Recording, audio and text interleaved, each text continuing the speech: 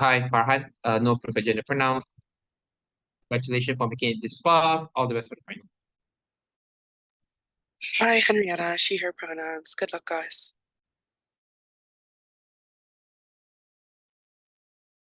Hi, I'm Kavi. Best of luck for the run. Hi, Ryan Rayner. Happy to be here. All the best. He and pronouns. Thank you, panel. Just confirming, proposition, are you here and complete? We're here. Great. Opposition? Oh, sorry. Give us like 2 minutes. Our teammate is coming back. Oh, sorry. Sure.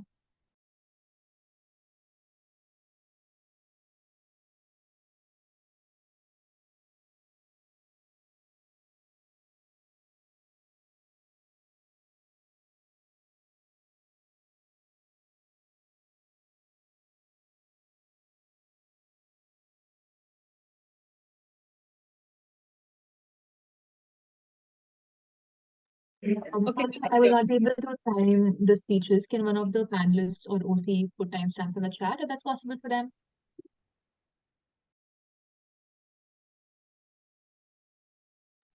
Hi, sorry, is here.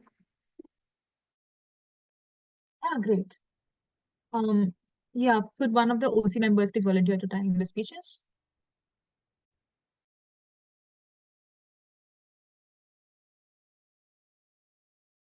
Hi, they're able to keep time. Should be fine. Yeah, that'll be perfect. With that, a couple of housekeeping rules. State your POI preferences before starting your speeches. Don't badger, and others, please pay attention to the POI preferences. With that, Prime Minister, when are you ready? Here. Oh, can I just check if I'm audible and visible? Yes. Okay, great. Let me just set on my timer.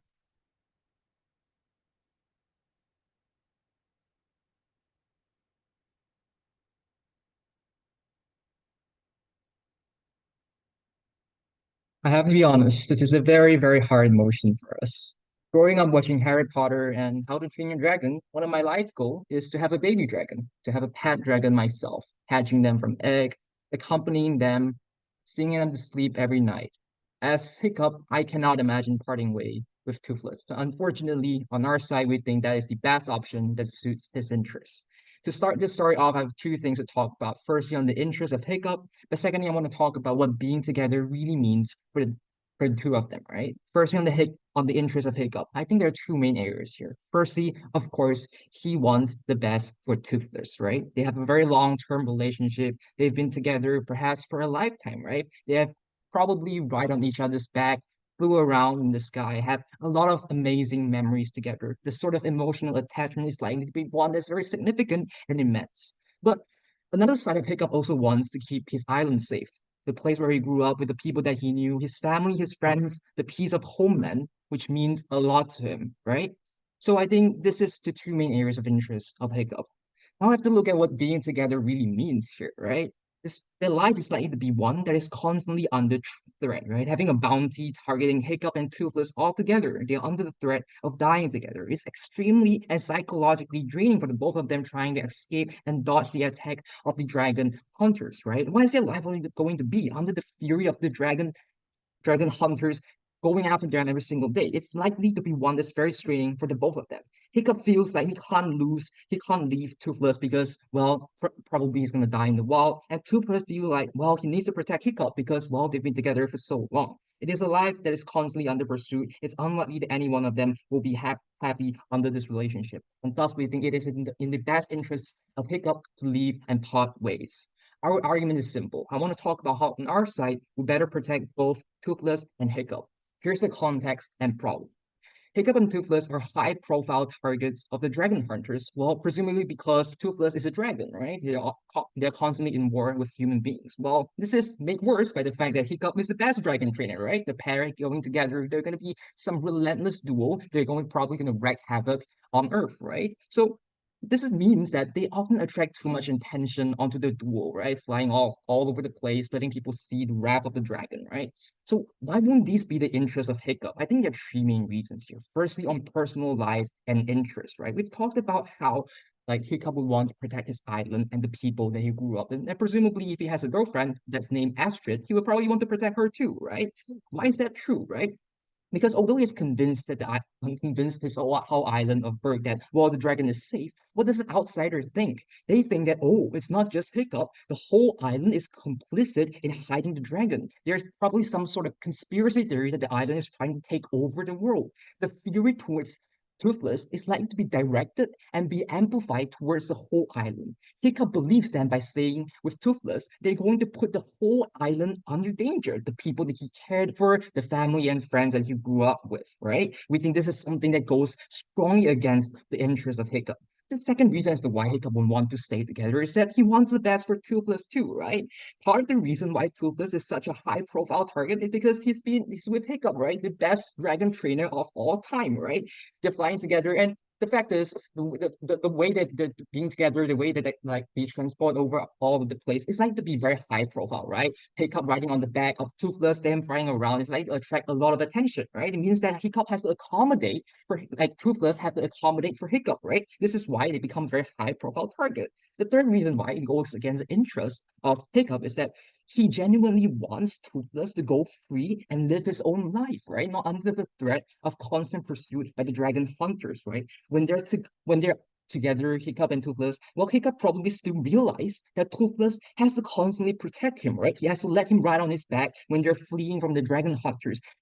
Probably Toothless has to walk slower to just let Hiccup catch up with them when the when the dragon hunters are on their back, right? We think he's like to feel a sense of guilt, right? Because Toothless cannot abandon him, and he feels like, oh, I have to protect my owner, right? It feels as if Hiccup feels as if he is the burden for Toothless, right?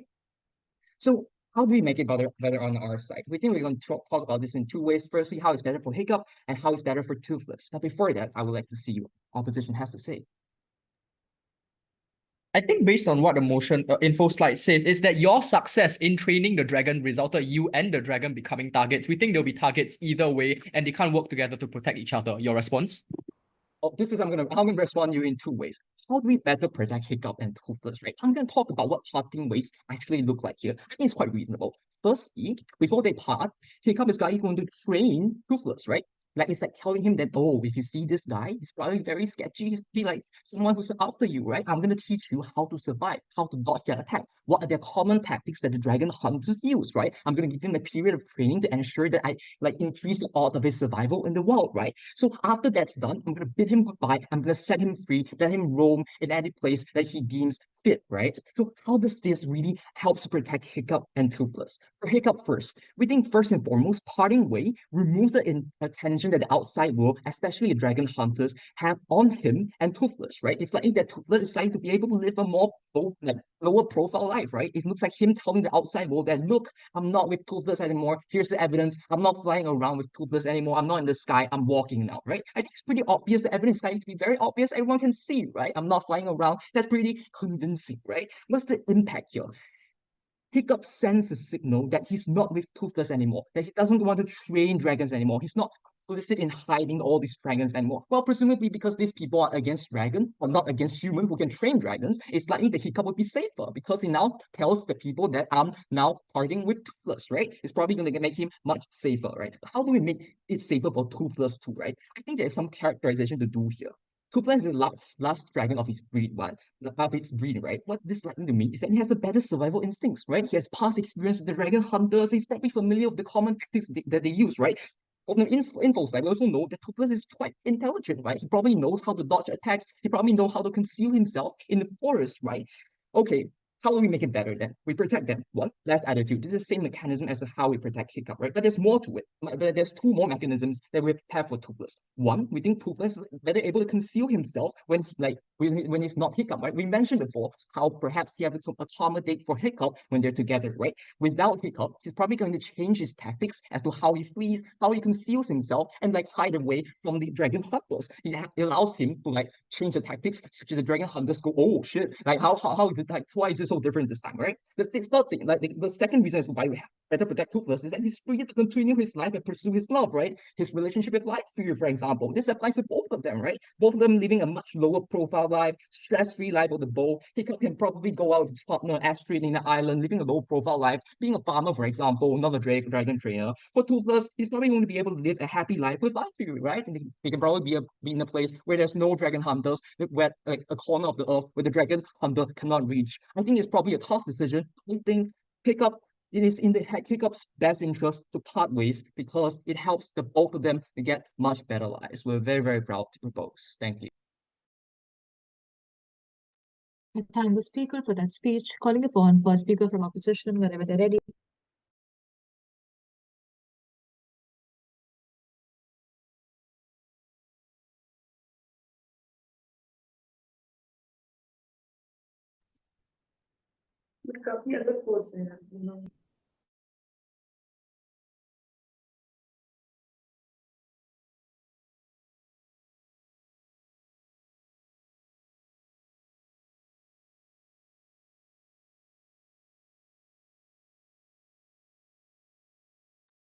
Hi, you're on mute. Hi, I'll check that I'm visible and audible. Yeah. Thanks.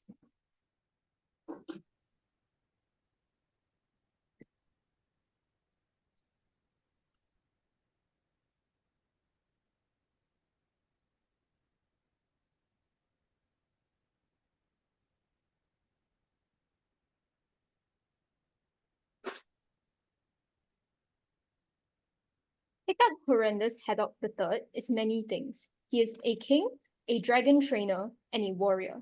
But on opposition, we think that at his core, he is someone who loves his dragon, Hiccup, but also has a deep-rooted dream and a vision of a world where dragons and people live in harmony. We think that we can achieve this on our side when we keep three burdens I'd like to push and set up. The first is that we mainly agree with their core interests, the idea that we want to protect Toothless safety and we also want to ensure his own emotional state. The last thing is that we think we want to achieve peace by ending the war in whatever capacity we can so that we can achieve harmony between humans and dragons. Second point of setup, we think that on either side of the house, Hiccup and Toothless, or Berk as a whole, is going to be a target anyway. We think this takes down the argument on their idea of them no longer being a high-risk island. The reason being is that in that POI, we told you already that your success is what made you the target. The fact that you train dragons your entire life, the entire island trained dragons, is not erased at the point that you release them. We think that Berk will still be in danger anyway because dragon hunters and other people would still people of Berk as sympathizers of dragons. They may have like secret hideouts or come up with some sort of system to feed them and house them in some other way. We don't think dragon hunters are going to let them off the hook. Because of that, we don't think that the war is ever going to stop on proposition, and that's extremely bad. One main push on our side, the idea of how we best protect the safety of Toothless. I think there's a couple reasons for this. The first is the idea of how Hiccup's emotional state is going to be severely detrimental at the point that we release Toothless. Like, just think about this. You spent your entire childhood and your entire life building up an emotional bond with this pet. You've met many brushes with death together with this dragon, and now you have to cold-heartedly let him go, and you have seemingly no idea about what is going to happen to him forever. We don't think that their mechanisms on we'll train him ahead of time to recognize danger is going to work. And here's a couple reasons why. The first is that releasing Toothless in of itself is already leaving him to the unknown. It is precisely because they are high profile. That is why there are going to be thousands of dragon hunters that are still going to go after Toothless in the wild anyway. Even if you do have the confidence that Toothless is somehow going to be able to protect himself because of the training that they mentioned, the fact is that when thousands of dragon hunters hunt after Toothless, day and night relentlessly, seemingly without end because of how rare Toothless is as a species, we think that even one mistake, one arrow to his heart, one trap is what is going to cause Toothless to be eyes. And we think that's the I think this is further supported by the movie when Hiccup literally catch Toothless when he was a young boy with a badly made trap. But before I move on to my next point, I'll take the POI. Do you think that Hiccup being with Toothless can help him avoid that one trap, one mistake, and make him so much safer? I'll move on to the next. I'll deal with that in the next part myself. Second reason as to why releasing Toothless is necessarily bad for Hiccup. The reason is because we think that Hiccup is already extremely emotionally attached to Toothless. As I said before, I can't even fathom walking away from someone that I've loved so much, and we don't think Hiccup will be willing to do that. To do the same thing. The fact is that when Toothless is in the wild, he simply can't hide forever. He may be able to run away for a certain point of time, but he simply can't run from forever. And the thing is that while Hiccup supposedly sits in Berk, happy with his girlfriend Astrid, which we don't think happens, the reality is that Toothless is somewhere out there fighting for his life. And we think that that is the nightmare that keeps Hiccup up at night. It is precisely because he will continuously be agonizing over Toothless from the rest of his life, not knowing whether he is alive or dead, that Hiccup simply cannot live a happy life. 2 points down from proposition. Second point, why does Hiccup have the capacity to protect Toothless then? I think there's 2 prongs to this. The first on why Hiccup himself is qualified. The second on why Berk is generally a safe place.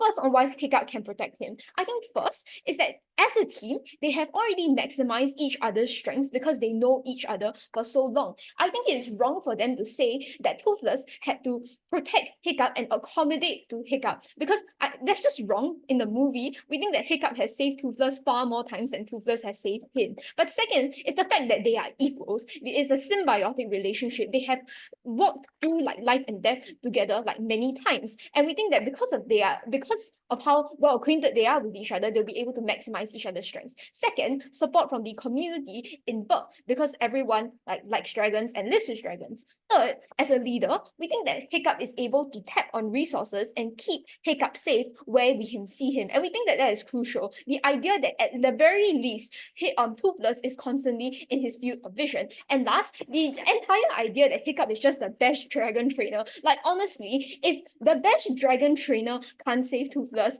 I have no idea what can. Second, then, Toothless is likely to be safe in Berk. The premise of this is that we think he has the highest chance of safety. Multiple points under this. The first is that we think Berk has already integrated dragons into their communities for a very long time. The fact that they have been able to protect themselves for so long with the help of dragons means that they likely have a defense system built up where humans work together with dragons. The second is that we think dragons already help this said like artillery by providing a massive amount of additional firearm because that means Berk is just inherently going to be really large and really difficult to attack because we have dragons and no one else does. The next is that because Berk has dragons and other states don't, this means that other neighboring islands are likely going to be hesitant to declare like a full-blown war against Berk. We think that the losses incurred to them are going to be far larger because think of it rationally, right? If Toothless came flying at you with a fireball, boom, there goes the country. We don't think that that is necessarily something that the other neighboring islands can counteract at the point that they don't have dragons. And lastly, is that these neighboring islands already know that these dragons are tame. Insofar as they don't try to incite a war with Berk, we don't think that they will send dragons after to them. What is the comparative then? Because we think that even if proposition wants to assume that Toothless is capable, there is still going to be inherent vulnerability as a singular dragon. This is the reason why we think it is far safer for Toothless to stay with Hiccup. Because the reality is that life is unpredictable. Even if a small mistake occurs, we think Toothless is gone. It is likely that because war is still going on and there will be developments in dragon hunting as the war progresses, it is then likely that Toothless is going to be further at risk the longer he stays out in the wild, instead of in Berk, where they can continuously track the advancements that dragon hunters have in this dragon capturing technology and come up with a way to counteract this. Therefore, at the end of this, we've not only taken down the 2 prop pushes, the first on safety, but the second on also Hiccup's happiness. We think it's far more likely that Hiccup is going to be first happier when he knows that Toothless is safe safe inside his like stable or in his room or whatever. But also we think Toothless is far more safe on outside when Berk and Hiccup can protect him. For all those reasons, I'm very proud to say that I think Jewelin and Toothless are safe. Thank you.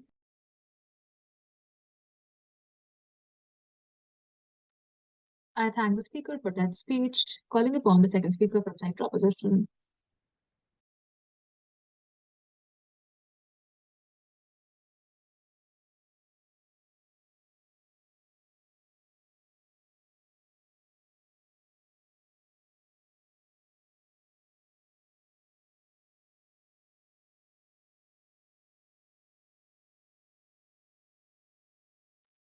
Hi, just a reminder, I'll take POIs verbally, so just unmute and ask if you have any. Yeah.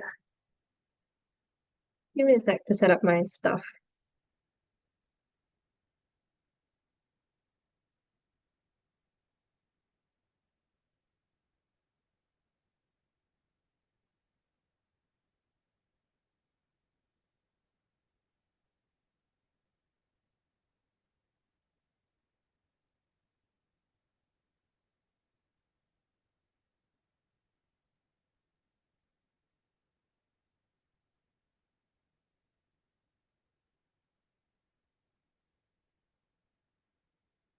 I think the very reason why both Toothless and Hiccup are under attack from all these hunters right now is because of their partnership. It's because their partnership is symbolic of the fact that Hiccup continues to be an ally of a lot of these dragons. It's symbolic of the fact that since Toothless is the last remaining of his species that Hiccup has managed to protect, it's symbolic of the moment he decides to part ways with this dragon. It's probably symbolic of the fact that he's willing to let this dragon go out in the wild. He's willing to let this dragon be exposed to the other dangers that are out there. We think that this in itself is enough to probably take at least some form of scrutiny, some form of attention off of Hiccup. And even if we accept in the case that the hunters will still continue to go after Toothless, which we think is probably likely to be true, and we are not trying to shy away from, we think that Toothless is probably better able to survive as well. So there are a couple of things I want to talk about in my speech. The first thing is I'm going to talk about which side is probably better for Toothless. The second thing I'm going to talk about is which side is better for Hiccup, right?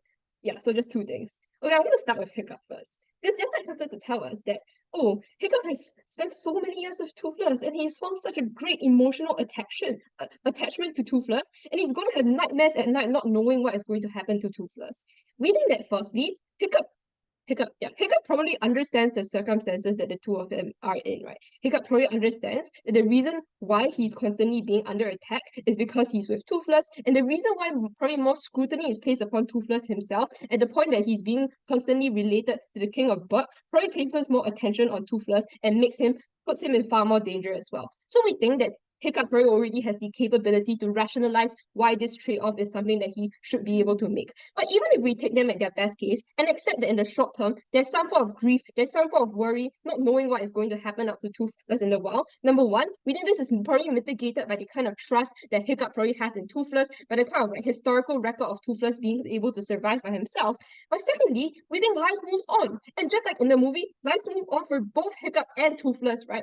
Hiccup, though he experienced an initial amount of grief, was eventually able to move on with his life exactly because he was able to meet more people, exactly because he was able to spend more meaningful time with the people in Berk without constantly worrying that there's a bounty hunter going to come from behind and kill them all just because he's in a partnership with Toothless, right? We think that moving on naturally occurs when you're able to escape from this hell of constantly being chased after individuals, and we're able to find a sense of community to replace the void that was left by like the fact that you're no longer in partnership with Toothless. And we think the same thing applied to Toothless as well. Like when he was no longer in a partnership with Hiccup, he was able to go and like live with the Night Furies and etc. and move on with his life. So we don't think it's the case that Hiccup will constantly spend like the rest of his life in grief and like the uncertainty of what happens to Toothless in the first place.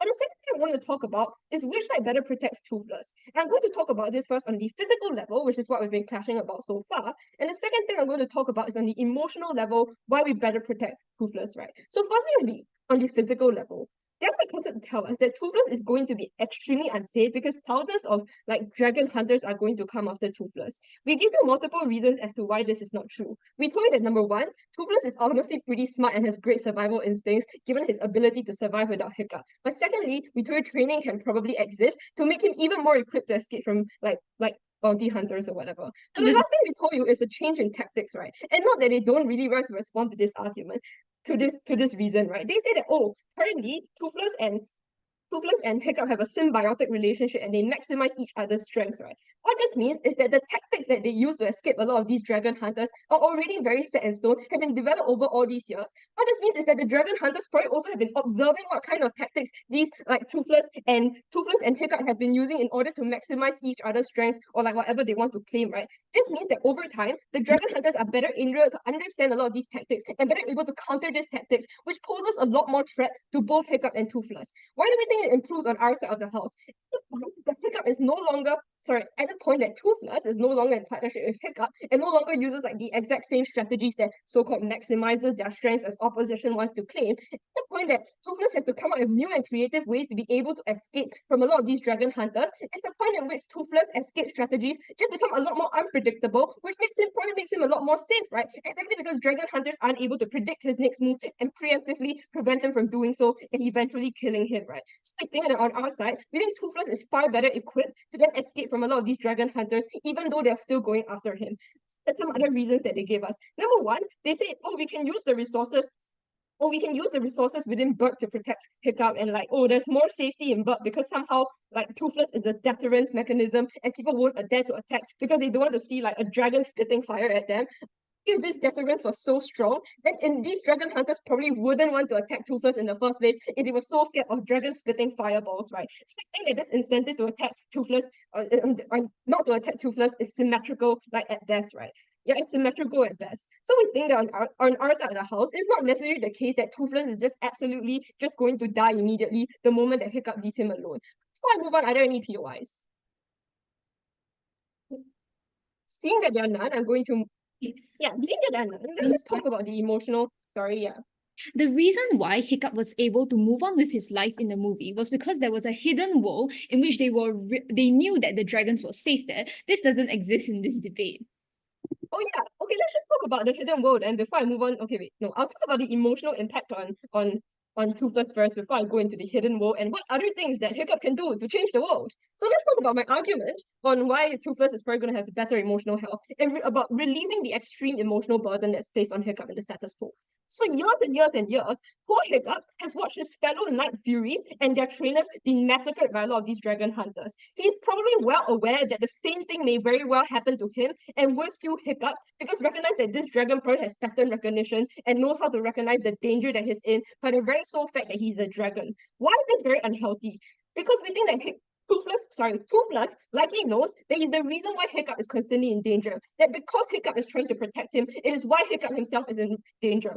This is very detrimental exactly because of the close bond they have, because Hiccup probably means a lot to him. What this means is that he probably feels a lot of guilt that he is the person who's putting Hiccup in so much danger and so much danger in the first place. The reason why Toothless cannot leave this relationship by himself is because he's unable to express his reasons for leaving Hiccup verbally, right? He simply cannot do that. And we think that because of that, he's unlikely to want to leave without an explanation as well, because he thinks that that's probably going to emotionally devastate Hiccup as well, right? What this means is this in a relationship full of turmoil and self-blaming. Why do we think Hiccup should part ways? Because he is the one who can communicate his reasons to Toothless for wanting a so-called breakup in the relationship. He's able to verbalize the fact that maybe their partnership is not the best for both of them, and maybe therefore they should part ways. What this means is that it's probably likely to relieve the emotional burden that has been plaguing Toothless all this time, and it's probably in his interest as well to protect the emotional health of Toothless. Therefore, we think we also protect Toothless on a psychological level. But last 30 seconds, let's just talk about things that Hiccup can probably do now that he's not constantly being chased after by bounty hunters, at the point that he sends this symbol that is no longer an ally of the dragons. What this means is you remove a lot of the scrutiny and the attention that you previously had on yourself. Even if we don't remove it completely, we argue that we do it to a far larger extent. What this probably means is that you can go around in secret. You're much more able to go around in secret, probably like training other dragons up to be able to like fend off a lot of these like dragon hunters, right? Do you think that's unlikely to happen on your side of the house at the point that you're always with Hiccup and you're always with Toothless and people are always after you all the time, that you're unable to take these secret routes to a lot of these like safe havens where all these dragons are in order to train them up, in order to take care of them. So on our side of the house, we try to benefit like these dragons and like the emotional health of Hiccup as well. For all those reasons, we're so proud to propose. I thank the speaker for that speech, calling upon second speaker from opposition.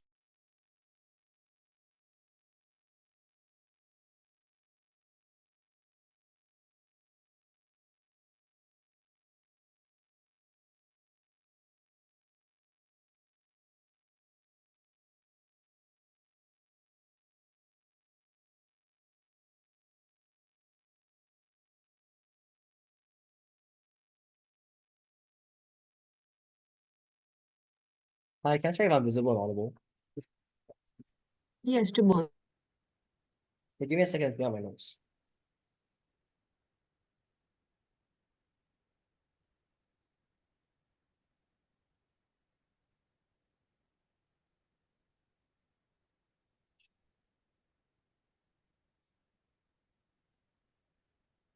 Beautiful.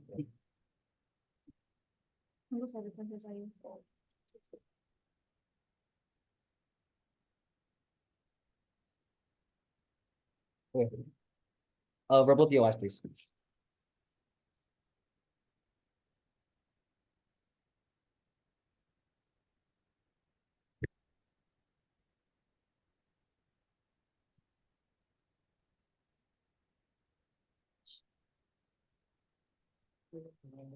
Our case was pretty simple.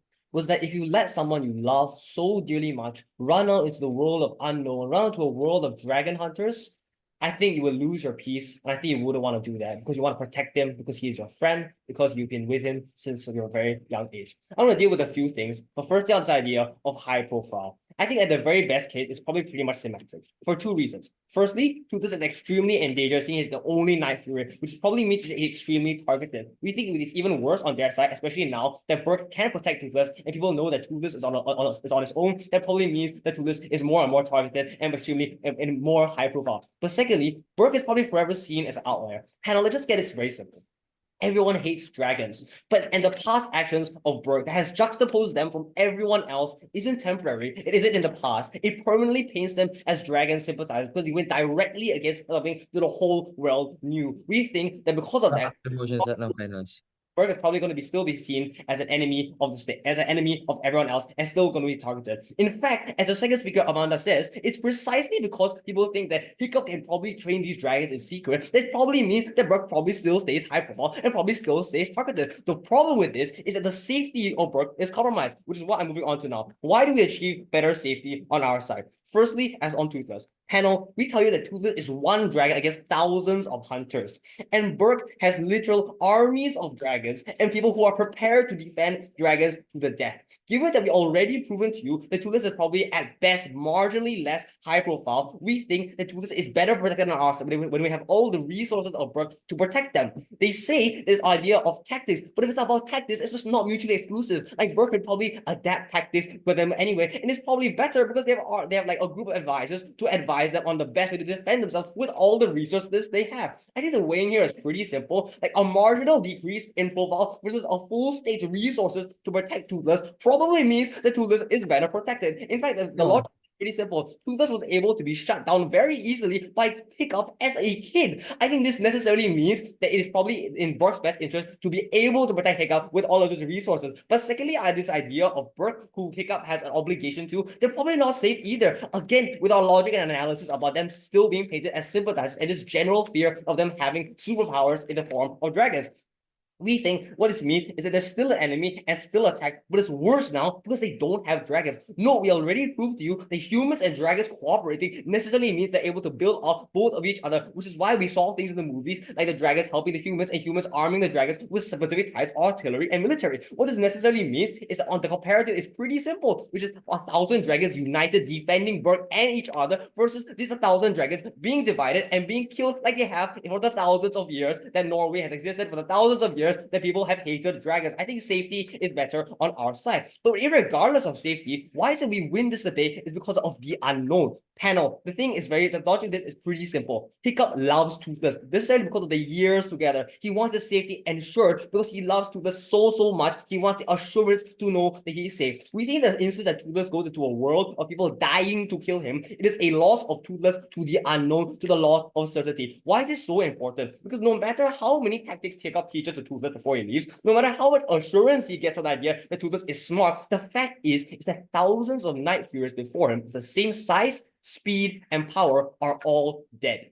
We think that the very fact that Hiccup as a kid was able to take down Toothless probably means that it sows a seed of doubt inside Hiccup's mind. Why is it so important? Because Hiccup loves Toothless so much, he probably wants to do everything he can to protect him because he wants assurance. Surrendering him to the unknown necessarily means he's relinquishing this control. And no, guess what? It doesn't give him assurance, it gives him fear because he doesn't know whether he can protect Toothless. He doesn't even know if Toothless is alive. Because even if 99 times Toothless escapes because he's intelligent, or he just needs one stray arrow to catch him. And we think that Hiccup probably thinks he's better able to protect him from that one stray arrow when it's the army of Berk and him, the most proficient dragon trainer of all time, by Toothless side. We think Hiccup's incentive and his responsibility and love is to ensure Toothless is okay by keeping him by his side simply because he loves him so much, he wants the assurance. Before I move on, I'll take a POI. I don't think I have the fiat to claim that the island of Berk can protect them perfectly. It means that, well, Hiccup puts the whole island at risk, at war, right? A small mistake can cause the whole island to fall. The uncertainty is symmetrical. No, I just don't think so. Firstly, Berk is probably going to be targeted anyway. But secondly, Hiccup has the ability to control this. I think very simply, when you love someone so much, you want to control the situation because of the high stakes. Necessarily relinquishing that control, one, doesn't reduce the impact and the harms of it, but secondly, creates more fear because you're unable to control it, possibly because you don't know what you can do because you can't do anything. Next then, on this idea of peace in mind, which we'll again deal with the POI again. Panel, the only assurance that Hiccup got on their world was because the hidden world existed in the movies for Toothless to be definitely safe. This guarantee doesn't exist on their side because the hidden world doesn't exist in this debate. What does this mean? I'm going to use an analogy to explain this to you. If you're a mother and you let your child off into a world of unknown of people want to kill your child, I don't think that's a burden off your mind. I think it's an additional burden because you don't know where your child is and you don't know whether he's safe. So even if they say that, Hiccup is happier now with Astrid, then he can live his life as a married man, as a king. No, because if he loves Hiccup, he loves Toothless so much, this fear will eat him always and every day and every night because he doesn't know. And because he loves him so much, this lack of knowledge necessarily will eat him alive. Because of this, we already proved to you why we protect Toothless, we protect Berk, and we protect Hiccup's peace of mind and assurance. Moving on then to my substantive on how we stop the war, which is also in Hiccup's incentive. Panel, the argument is pretty simple. But before that, a few pieces of characterization. Berk, like every other country and every other nation, was extremely anti-dragon. They actively hunted dragons and it was their way of life.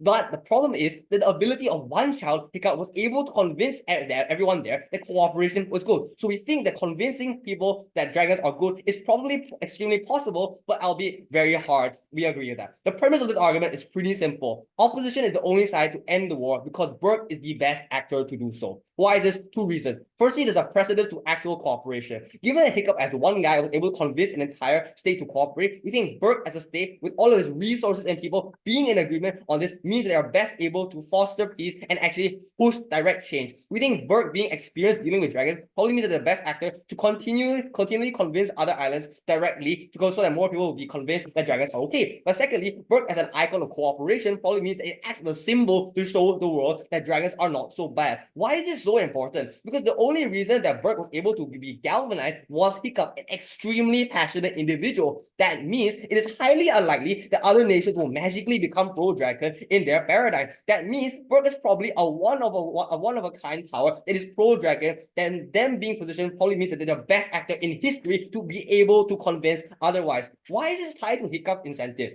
Panel, we tell you that Hiccup is extremely passionate about dragon cooperation, given that he's one, an extremely trained and extremely exalted dragon trader, but two, he had the guts and the gall to stand up against a whole entire nation to fight for dragon's rights, to fight for dragon cooperation. Why is this important? Because when Hiccup necessarily gives up Toothless, as Tangy already told you, all the dragons in Berk will probably go away. It means he loses his ability to actually push for peace and actually push for dragon cooperation. He loses his symbol of peace to actually get a position of change. What does this mean? This means that he loses his values of actually pushing for change and the world loses its chance of any cooperation. We think what this means is that Hiccup loses his ability to actually push for cooperation, which is something he treasures so dearly. For all these reasons, we think it's never been clearer. Julian is safe and so is Toothless. I thank the speaker for that speech, calling upon Governor.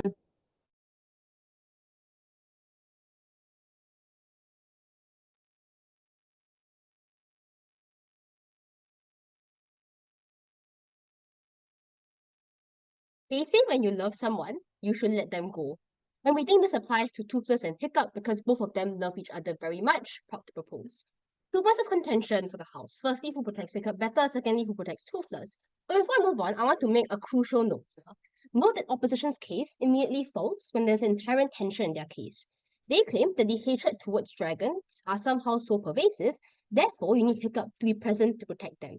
Yet in the same breath, they say that other islands are scared of dragons, throwing fireballs on their country, and therefore this acts as like some kind of deterrence and won't attack Berk. I think because of this inherent tension, it's probably likely that because of how much these dragon hunters hate, dragons as much, it's likely that they'll probably enact war on Berk, right? We think the latter is rather much more speculative, and because of this, I think we'll address the impacts onto their case and how this is detrimental. Firstly, who then protects Hiccup better? They claim that it's because of Hiccup's success, therefore he will still be a target on our side. We think that's not true, right? We think dragon hunters literally are dragon hunters because they hunt dragons, right? Because they hate dragons. Do you think that by giving up Toothless, you are literally giving up your favorite dragon? It sends an extremely strong signal that if you're able to say goodbye to the dragon you have grown so attached to, the dragon that you've grown with, you are not against the other islands and that you're able to have amicable peace with these other islands, right? But also, it's just much easier to catch someone if they're always in contact with someone else. We think this is exactly why spies often function in silos because of the many bounty hunters, because we think that bounty hunters have the capacity to manipulate either one, so either Toothless or Hiccup, to expose the other and be able to capture both. We think that because you increase the propensity for either side to be found out, this is why you actually harm Toothless and you harm Hiccup even more by putting them in such a detrimental position. Secondly, their entire first speaker argument lies on the premise that there will be an emotional response because you're always worried whether he will be alive or dead. We can see that there will be some emotional response. We just have to bite the bullet and say it's very natural for us to undergo grief when we part ways with someone that means something to us and someone that we love. But in the same way, that if you don't text your ex, if you don't contact your ex at all, that distance is able to get you over these kinds of emotional attachments and bonds that you have created with the person that you've loved so much. And we think this is exactly the reason why we think that because of the kinds of distance that you put Hiccup and Toothless, we think that over time these kinds of emotional responses go away much easier because they don't see each other as much, and we think that Hiccup is able to move on with his life with Astrid. But then we think that we flip this argument by telling you that the emotional response is even much worse because we tell you that you only have one person or one nation of Berk against all the other islands, and the sheer scale of islands that are actually against all these kinds of dragon hunters, right? Because of this, there's always a likelihood of Toothless being attacked and Toothless dying. And we think that the emotional response you get when you have Hiccup look at Toothless in the eye, he dies because of a stray arrow from a bounty hunter from another country. We think it's much easier for Hiccup to then develop trauma by looking at Toothless, who has died in front of his eyes, and then Toothless, we think that Hiccup still blames himself for being the reason why he was unable to actually protect Toothless. He will blame himself for, even though he has tried his best, we think that it's because of he will blame himself because of his inefficiency and incapability that he has lost Toothless, and we think that this develops trauma for Hiccup even more in the long term, right? I think that there's a greater likelihood we think there's still a very symmetric likelihood of Toothless dying, because even if Hiccup is the best trainer as they claim, we think that you're outnumbered by the hundreds of people in other islands, right? The fact is that their second speaker claims that supposedly that somehow Toothless might be able to die by a stray arrow. The fact is that there are many, many odds of Toothless dying, and we think that because of the sheer scale of individuals who are against Toothless in the first place, that is why we think that there's still a symmetric propensity for Toothless to die anyway. But let's talk about Berk, right? We think that they put the people of Berk in danger. And we think they put the people of Berk in danger precisely because, right, Hiccup is the king of Berk. I think that what's more likely to happen is, right, is when you put Berk in a position in which they are pitted against all the other countries and all the other islands, right? Which means it's very easy for the people of Berk to blame Hiccup for putting their country in danger. We don't think that people on the ground might consent to these kinds of war just because a dragon and a human love each other so much, and for these selfish reasons, we should be defending them, right? We think that many other people in Berk might prioritize their own kinds of safety. We don't think that because of your king's selfish reasons, they should prioritize their Hiccup's sort of love for Toothless. Before I move on, I'll take a POI if there are any. I don't think that Hiccup is the only person who will be unwilling to part with his dragon. The reality is that everyone in Berk is likely going to be unwilling to part with them. I don't think they will blame Hiccup for making this decision. Now, Note that the people in Berk had to be convinced in order to protect dragons. That means that there's still some skeptics about dragons, and we think that when you put them in a dangerous position like war, that's when people prioritize their safety, that's when people are worried. But let's go on the sheer scale. You are literally pitting Berk against all the other islands all around you. That is extremely dangerous, right? Because on the sheer scale, there's just much more manpower against you, still like a greater volume of individuals who are against you in the first place. So that's what we think that it's much easier for the people of Berk to actually blame Hiccup for putting them in that kind of position, and it's very dangerous for his safety and for like his status as king. But now moving on to like my second clash on who actually better protects Toothless. They claim that they're able to maximize strengths and beat everyone, but they never responded to the unique analysis counseling gives you about how the fighting tactics actually stagnate. And we think by third opposition will be too late. Because what that means is that when you've been fighting for so long, it means that you might not be able to switch up the kinds of fighting tactics. But when you're able to release Toothless into the wild, that is when perhaps Toothless has developed more independent kind of fighting tactics to go against these kinds of hunters. But I think on terms of skill, we have told you, and there's no response to this, is the fact that just because you're one of the best dragon hunters in the world, it just doesn't beat the kind of skill of number individuals who are really so against dragons. You can see that the kinds of hatred towards dragons are so pervasive in the first place. We know that the number of people against dragons and who are hunting the Night Furies are probably going to be much larger and much greater than the number of people in Berk who actually support the dragons, right? But they don't respond to also the unique analysis that Kang gives you about how it's much easier to catch them when there are two people working together as compared to one. The fact is that you set up, for example, you might have to set up trails to meet up Toothless. The fact is they might meet up at certain locations that become very easy for people to spot the patterns and then catch both of them together. And because of this, it's not easy to catch Toothless anyway. So we think that it's much better you leave Toothless independent and in the wild where people cannot actually track and patterns of his behavior just because Hiccup exists, right? But not that case is also tenuous. They supposedly claim that there's supposed to be one stray arrow that can kill Toothless. That's some odds, right? Where Hiccup is unable to protect Toothless anyway, right? Because anyway, assuming that death is symmetric, at least you don't have the confirmation of seeing Toothless dead on the ground. We gave you the characterization here is the fact that even if Toothless dies on our side, and if death is symmetric on both sides, the fact is that Hiccup will never know that Toothless dies. And we think that's still entirely a good thing, because the comparison is if you look Toothless in the eye, look at your best friend dead on the ground, we've developed an even greater emotional response because you keep Toothless for a longer time, right? Extremely I think it's extremely possible. Last time, they just want to claim in the second speaker substantive that somehow they were able to convince the rest of the islands. It's just not possible to convince, because the reason why Hiccup was able to convince the rest of Berk is because he was literally their king, because he's the social capital within that country, and because of a position of privilege, that's why he was able to influence the people of Berk. The comparative is that now it's against every single island.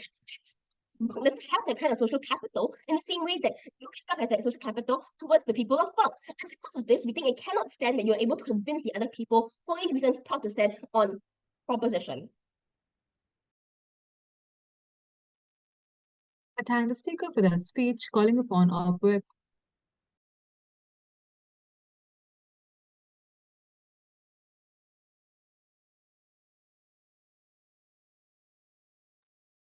Before I begin, am I audible and visible?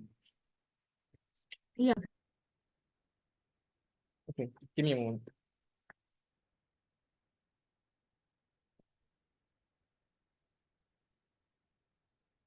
My God. Okay. I'll take verbal POI's class, you can.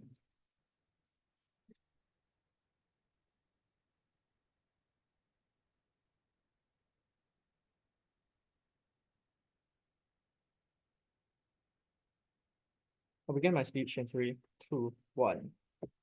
My father is dead. I did not find my mother until I was around a teenage boy or close to adulthood. He is not just my best friend as Toothless. He is one of the most important weapons that Berk as a state has and possesses. Giving up Toothless doesn't just serve as a symbolic relinquishment of what friendship is supposed to look like, the connecting of the worlds of humans and dragons, but also looks like Berk giving up its one most unique advantage that could protect it from the rest of the world. What am I going to do in my speech? First, I'm going to prove that high-profile targeting is still going to occur on their counterfactual. Second, I'm going to prove that it's likely that we protect both Berk and Toothless better.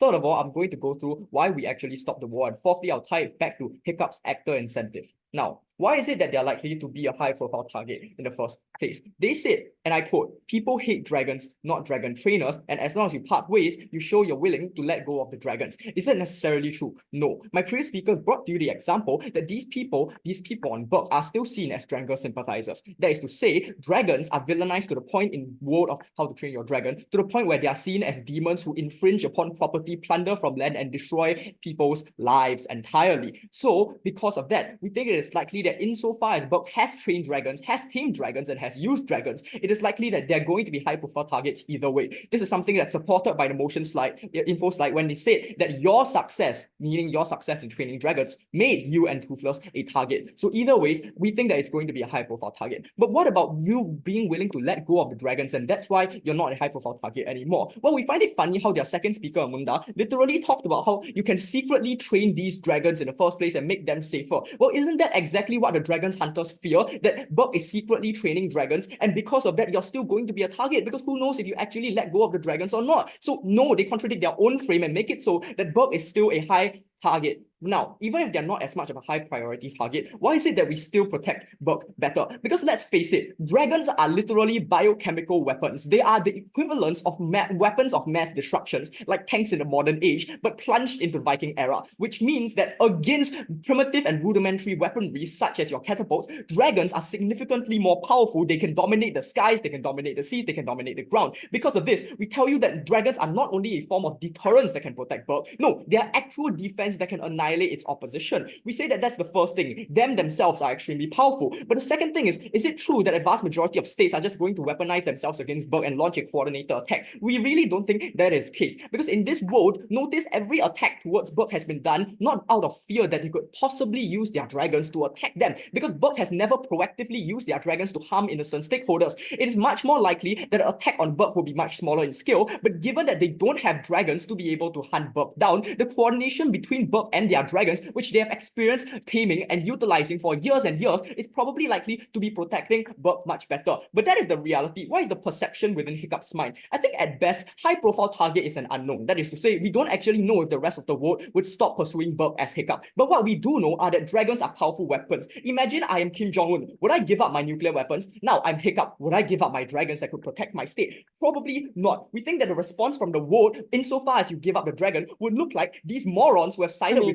demons who have hunted us down are now defenseless. Let's attack them. So it's far more likely that Berk is endangered on their counterfactual. Hiccup will take that into account, and that's why we ensure that Hiccup will not actually give up Toothless. The second is which side can actually protect Toothless better. What have they said? They said that Toothless is actually like slowing himself down in order to, like, for example, like in order to just like use like keep up with like Hiccup, right? They said that Hiccup is basically a burden. We really don't think that that is the case. In multiple times throughout the series, Toothless, when left alone, has been hit and captured and hit like literally like he has been blinded and like there are anesthesia arrows that hit him, which made him unconscious. Like we think there's so many scenarios by information against human intelligence and the coordination and strategy that necessarily forms. We don't buy the idea that insofar as Toothless is now able to be on his own, that he's able to evade dragon hunters. Why? Because if that is the case, Night Furies wouldn't be extinct or near extinction. If that is the case, Night Furies will be a populous dragon race that are destroying dragon hunters. But that's clearly not the case. We believe that being part of Berk means that you're able to adapt your strategies as well to be able to counter dragon hunters, utilizing the intelligence that Hiccup has, the innovation that Hiccup has, with the pure firepower of Toothless. It is much more likely that you're able to defend Toothless better, given that you probably have communal support from Berk, who has been training and utilizing dragons for years. What do we think on their counterfactual actually looks like? We think that on their counterfactual, what they say is that you can survive in the wild. But the question is, how long can you hide? Because notice, since the entire world are hunting down dragons, the moment that Toothless is found, it's over, right? They're going to hunt him to the end of the world. And we think that at best, even if Toothless survives, he's going to live in fear. That is to say, he can't soar the skies anymore. He can't do anything. He's going to live under the fear of being killed every moment of his life. How can he even sleep? We think that Toothless, we think that Hiccup would never know, and that is the exact problem. Because compare their response of Toothless being able to survive in the wild because he's intelligence to the sophistication that my previous speakers brought you. that first of all, it's an unknown that you will never know that whether Toothless will actually be all right. Second of all, like the Night Furies are literally hunted to extinction by experienced dragon hunters and literally child Hiccup capturing him, right? And the third is that there's no hidden world because in this motion it says released into the wild. That means there's no sanctuary to protect the Night Fury. And last, it's targeted. That is to say, because he's one of the last of his species, it's likely he's going to face specific targeting. Because of that, we think that dragon hunters in Hiccup's mind are likely to have both the incentive and capacity to at the very least hurt or endanger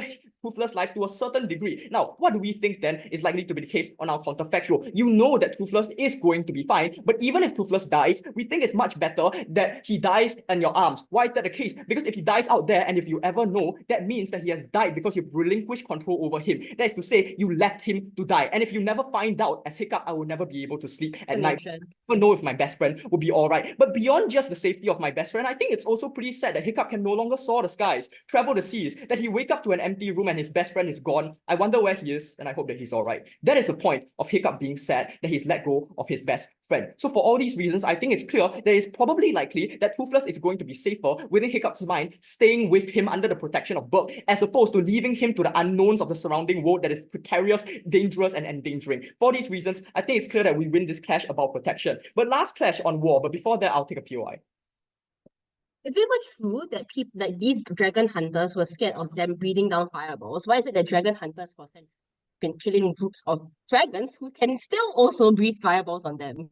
We think that dragon hunt, we never said that dragon hunters will be scared. We said that dragon hunters cannot hunt down Toothless because it's just physically impossible. There's a difference between the states being scared and dragon hunters being scared. And we think that for the vast majority of scenarios, it is likely that these dragon hunters are going to try to hunt down Toothless actively, given that he's no longer getting the support of Berk and he's a solitary member. But why is it that we better stop the war? I think this is very important and left uncontested because we told you that Hiccup serves as the unique person within the entire world of How to Train Your Dragon to serve as a mediator, the bridge between humans and dragons, because he proved that it is possible for humans and dragons to not only coexist, but benefit from one another. The reason why Berk hated dragon in the beginning was because they were getting attacked. But the reason why Hiccup was able to convince Berk, not as a king, because he was still a child, convince them as a regular commoner, as a citizen, that you should actually train dragons, is because he showed them the benefits that could occur so far as cooperation occurs. That is to say, you're likely able to get greater productivity within Berk, working with dragons, do things that you could never do before, like soar the skies, and actually defend yourself because you no longer have to fear daily the endangerments that can endanger your life. Because of these, we think that uniquely Berk has the resources with dragons in their possession to actually stop the war. On their side of the house, it doesn't happen. Why is it that we win this debate? We prove that one, it is likely that it is in Hiccup's incentive to actually protect Berk, and it's likely that he can protect Berk better, or think that he can protect Berk better if he has dragons as a biochemical weapon. Secondly, he thinks that Toothless will be safer by his side. And thirdly, he thinks he can stop the war better. For all these reasons, I think Toothless has never been safer. I think Hiccup has never been safer. I think Julian has never been safer as well. I thank the speaker for that speech, calling upon Opera.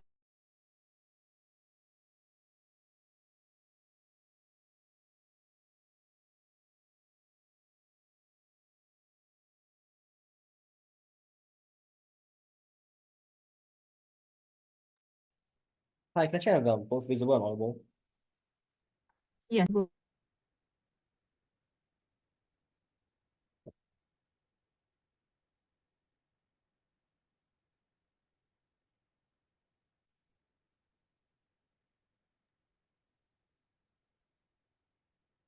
Give me a second. Okay.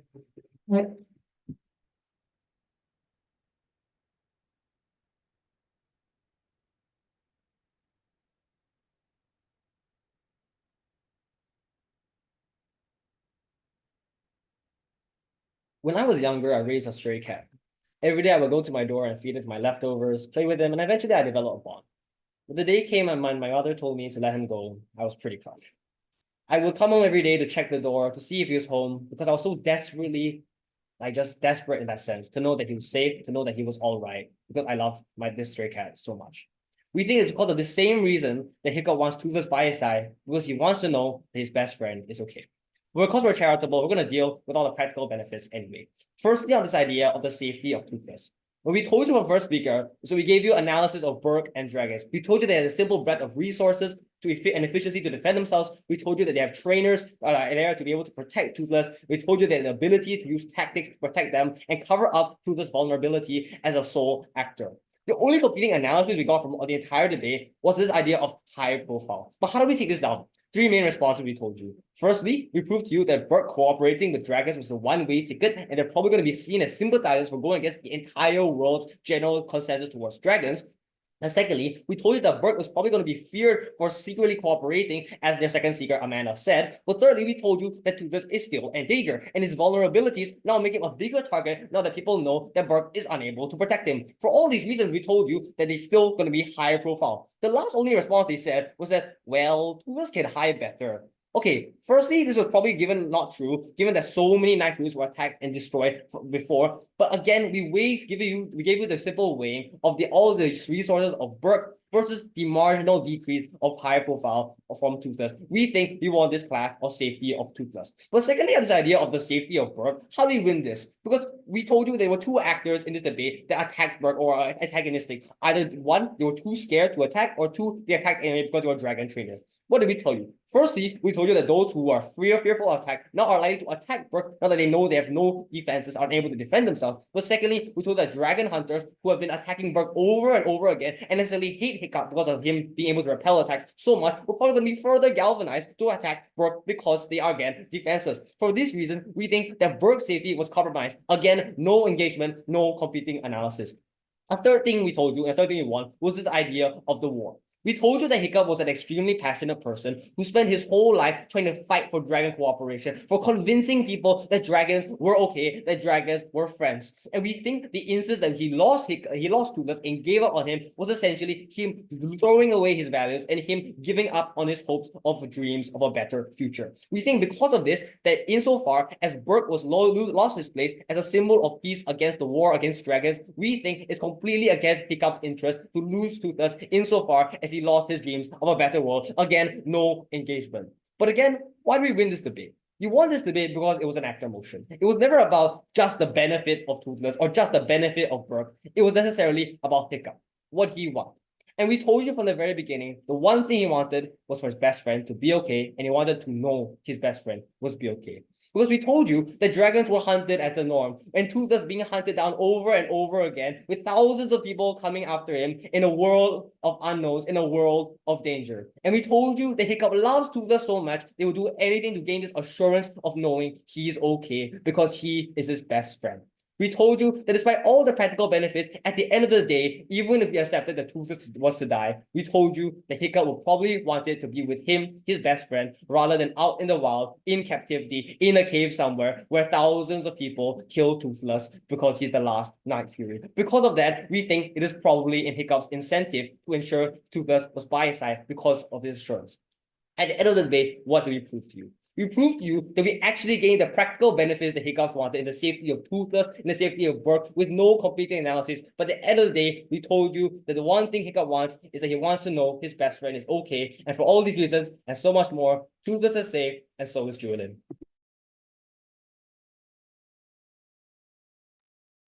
I thank the speaker for that speech. With that, we come to the end of all speeches. Got reply whenever you're ready.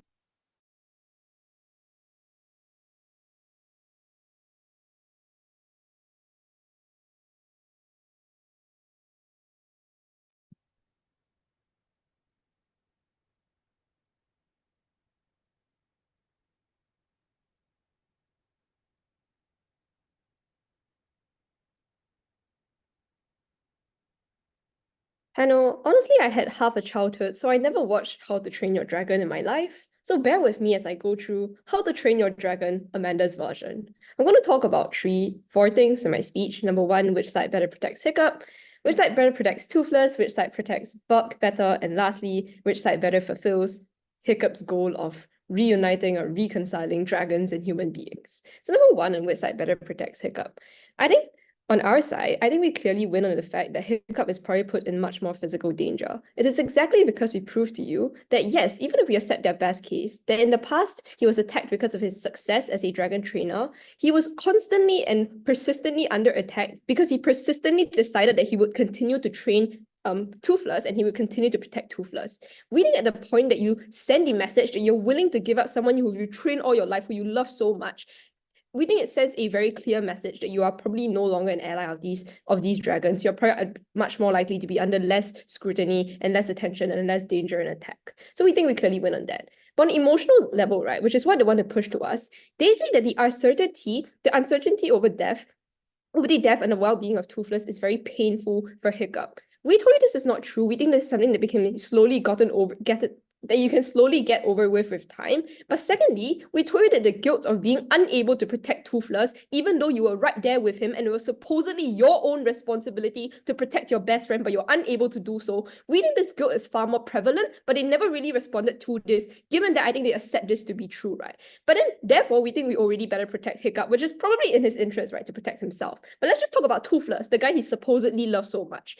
We told you that you are probably better able to survive because you're able to develop like new tactics, right? The fact that you can hide in places that like you cannot hide in because Hiccup is like necessarily like blocking you or stuff like that, right? What did they tell us on how they better protect Toothless then? They say that you can use a lot of the resources within Berk to protect like Toothless, etc., etc. And even if we accept on their best case that they may win on physical protection, they just don't really prove to us why is the most important thing. We already told you that any other random factors that they characterize that can kill Toothless on our side is pretty symmetrical on both sides of the house. But we don't think they really weigh why is the most important thing that Toothless needs to survive against all odds, right? Because we told you about the fact that we don't think this emotional trauma will be as heavy on Hiccup himself because he'll actually never know whether Toothless survives or not. But let's just look at the emotional health of Toothless, which I think is especially important as well, right? They have no response as to why constantly staying with Toothless faces an immense like emotional burden upon the dragon himself. Why is this important and what's the weighing here? We think if it's true that Hiccup loves Toothless so much, then by their own characterization, he should then prioritize Toothless' own emotional state over his own emotional state, which I was talking to you about earlier.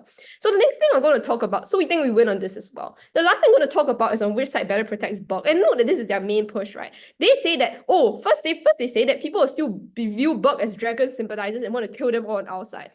But at the same time, they say that, no, Berk got no more defenses because they have no more dragons. We don't think that these two things can probably simultaneously exist. They have to pick one, but there are no more speeches to pick anyways. The second thing they tell you is that,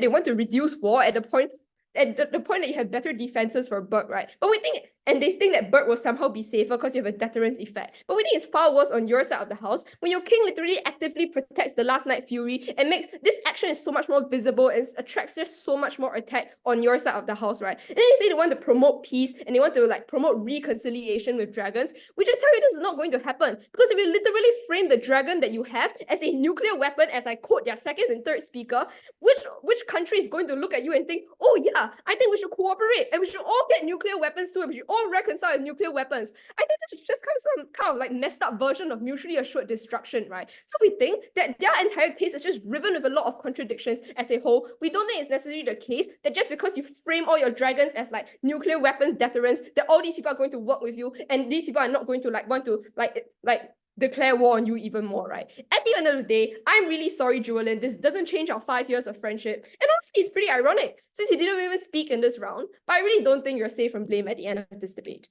Propose. I thank the speaker for that speech. With that, we come to the end of finals. I request the panelists to please join me in breakout room 1. We'll be back with our